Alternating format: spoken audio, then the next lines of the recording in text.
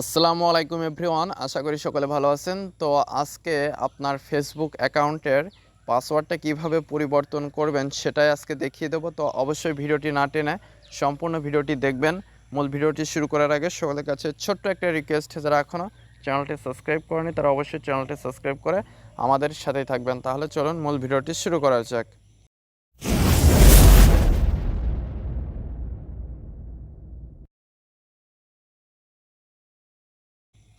তো প্রথমে আপনারা গুগল প্লে স্টোরে এসে ফেসবুক যে অফিসিয়াল অ্যাপসটি রয়েছে এটা আপডেট করে নেবেন। এর ফলে নতুন যে ফিচার্সগুলো এসেছে সেগুলো আপনার অ্যাপসটিতে যুক্ত হয়ে যাবে। তো আপডেট হওয়ার পরে অ্যাপসটিতে চলে আসবেন।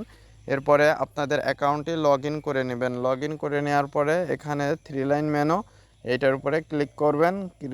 ক্লিক করার পরে স্ক্রল করে নিচে আসতে পারেন, অথবা প্রথমে এই যে গিয়ার আইকন রয়েছে এটার উপরে ক্লিক করতে পারেন। তো আমি গিয়ার আইকনের উপরে ক্লিক করে দিলাম। ক্লিক করে দেওয়ার পরে এখানে স্ক্রল করে একটু নিচে আসলে, নিচেই না, আপনারা উপরে অ্যাকাউন্ট সেন্টার নামে একটা অপশন পেয়ে যাবেন, এটার উপরে ক্লিক করে দিবেন। ক্লিক করে দেওয়ার পরে এখানে আপনারা অ্যাকাউন্ট সেটিংসের ভিতরে পাসওয়ার্ড অ্যান্ড সিকিউরিটি নামে একটা অপশন পেয়ে যাবেন, এটার উপরে ক্লিক করে দিবেন।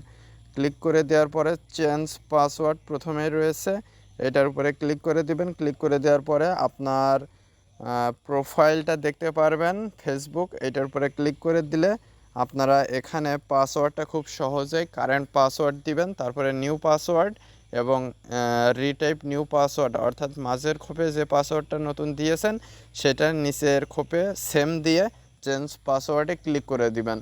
তো অবশ্যই আপনারা একটা স্ট্রং পাসওয়ার্ড তৈরি করবেন। এখানে আপনারা সর্বনিম্ন 6 ক্যারেক্টার্স ইউজ করতে পারবেন। তো এখানে অবশ্যই নাম্বারস, লেটার্স এবং স্পেশাল ক্যারেক্টার্স এইগুলোর সংমিশ্রণে আপনারা একটা স্ট্রং পাসওয়ার্ড তৈরি করবেন এবং সেটা অবশ্যই এখানে ইউজ করবেন। তো এটা দেওয়ার পরে চেঞ্জ পাসওয়ার্ডে আপনারা ক্লিক করলে আপনাদের পাসওয়ার্ডটা চেঞ্জ হয়ে যাবে। তো আশা করি মূল বিষয়টা বুঝতে পেরেছেন যে কিভাবে পাসওয়ার্ড পরিবর্তন করতে হয়।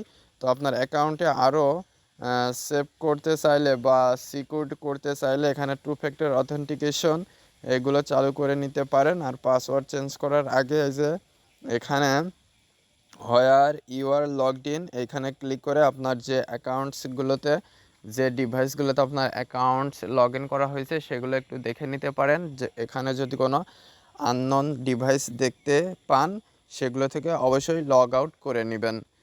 নেওয়ার পরে আপনারা পাসওয়ার্ডটা চেঞ্জ করে নেবেন, আর এই পাসওয়ার্ডটা কিছুদিন পর পরই চেঞ্জ করবেন। এর ফলে আপনার অ্যাকাউন্টটি হ্যাক হওয়ার সম্ভাবনা অনেক বেশি কমে যাবে।